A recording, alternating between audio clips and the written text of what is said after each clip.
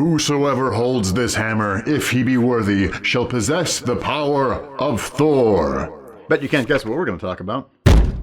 Thor's hammer is easily one of the most iconic weapons around, both in real-world mythology and in modern fantasy. It is the symbol of Thor's power and the bane of frost giants everywhere. Let's talk about everybody's favorite hammer, Mjolnir, and how it wasn't always known by the name it is today. This story starts with a man named Larry Lieber. He is the younger brother of Stan Lee Lieber, and at the foundation of Marvel Comics, co-created a number of our favorite superheroes, one of which happens to be the Asgardian himself. At least, Marvel's version of him. We'll get to that later. Of course, Thor is nothing without his famous Uru hammer. Mjolnir. Mjolnir?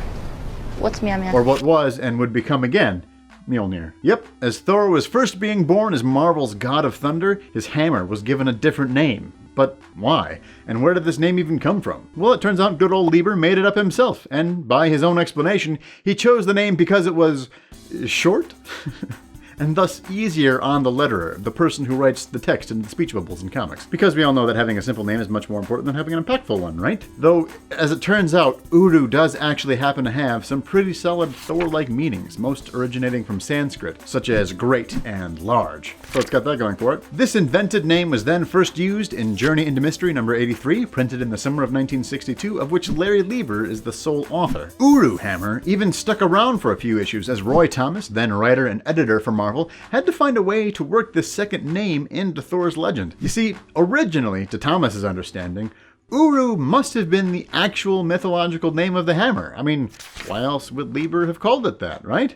So after poring through many historical texts, trying to find it and failing, and learning in the process of the hammer's true name, Mjolnir, he brought the inconsistencies to the attention of Lieber. It was then that Lieber revealed his favorite naming method, which didn't involve mythology at all. No, this is one where he would flip to the back of the dictionary to find some foreign names and then just combine them until he came up with something that he liked. Well then, with this knowledge, Thomas elected to make Uru the name of the metal Mjolnir was forged from, effectively rendering Uru hammer a description of Mjolnir rather than a name. This was a nice way to tie up the confusion caused by the second name and also add a little more richness to Marvel's Asgardian lore. Real quick, back to why I specified Marvel's version of Thor earlier. As it turns out, DC Comics had created their own version of Thor and his hammer, Mjolnir, 20 years prior. He made appearances in both Adventure Comics number 75, The Strange Case of the Luckless Liars, and in the Sandman story, The Villain from Valhalla. That villain being Thor. Very different from the Marvel hero we know and love. Now back to Marvel's story. What exactly is Uru anyway? What did Thomas create with his adaptation of this name? Well, in short, it is a highly durable metallic substance with an affinity to magic and the ability to maintain a symbiotic relationship with its wielder, both enhancing their abilities and allowing them to enhance it. It's pretty incredible stuff, right? Yep, what is quite possibly the greatest substance in the Marvel Universe only exists as it is because Mr. Lieber felt creative when naming a weapon that already had a name.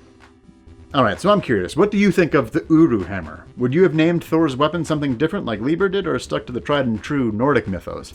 And what kind of origin story do you think Mjolnir might have had if Marvel had not retconned Uru into their lore the way that they did?